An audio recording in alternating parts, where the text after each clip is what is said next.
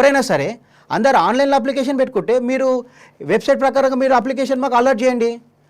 ఇంకేదైనా lottery system ఉంటే పెట్టండి, ఇంకేదైనా కోటా ఉంటే పెట్టండి. కానీ ఎవ్రీథింగ్ మొత్తం ఆన్లైన్ ఒకటే పోర్టల్ ద్వారా ఒకటే అప్లికేషన్ పెట్టుకునేటట్టు ఉంటే ఎంతమంది పిల్లలు ఉన్నారో ఆ పిల్లలందరూ అప్లై చేసుకుంటారు కదా.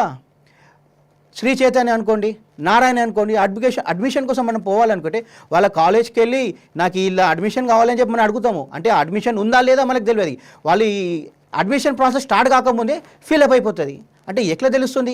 ఇప్పుడు సామాన్య పబ్లిక్ ఎవరైతే ఉన్నారో వాళ్ళకి ఎట్లా తెలుస్తుంది అడ్మిషన్ ఎప్పుడు ఉంటుంది ఎప్పుడు లేనేది? మీరు ఒక వెబ్సైట్ తీసుకురండి, స్టేట్ గవర్నమెంట్ అయినా సెంట్రల్ గవర్నమెంట్ అయినా ఆ వెబ్సైట్లో మీరు పెట్టండి శ్రీ చైతన్యలో అడ్మిషన్స్ ఎంత ఉన్నాయి, నారాయణలు ఎంత ఉన్నాయి. అది మొత్తం త్రూ ఆన్లైన్ అప్లికేషన్ ద్వారానే కావాలి అడ్మిషన్స్.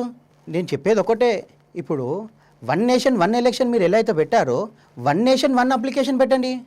ఇప్పుడు సామాన్య ప్రజలు ఎవరైనా సరే ఎడ్యుకేషన్ ఇన్స్టిట్యూట్లో అడ్మిషన్ కావాలంటే ఎట్లా వేలు లక్షలు పెట్టి అప్లికేషన్ తీసుకొని ఖాళీ ఫామ్కే 2000 3000 పెట్టాలా చెప్పండి? అదే కేవీలో ఉందా? కేవీలో ఎంత ఉంది నెలకి ఫీజు? నాకు తెలిసిన వాడికైతే 100 రూపాయలు 200 రూపాయలు ఉంది నా ఇన్ఫర్మేషన్ ప్రకారం. అదేవిధంగా 1 నేషన్ 1 అప్లికేషన్ పెట్టి ఎవరైతే నిరుపేదలు ఉన్నారో, ఎవరైతే సామాజిక సంబంధించిన వ్యక్తులు ఉన్నారో అప్లికేషన్ పెట్టుకుంటే వాళ్ళకి వచ్చేటట్టు ఉంటుంది కదా. ఇప్పుడు రైట్ టు ఇన్ఫర్మేషన్ ఏదైతే ఉందో ఎడ్యుకేషన్ ఉందో దాంట్లో ఏదైనా ఎడ్యుకేషన్ ఇస్తుందా, ఫ్రీగా ఇస్తుందా, ఎక్కడైనా ఉందా?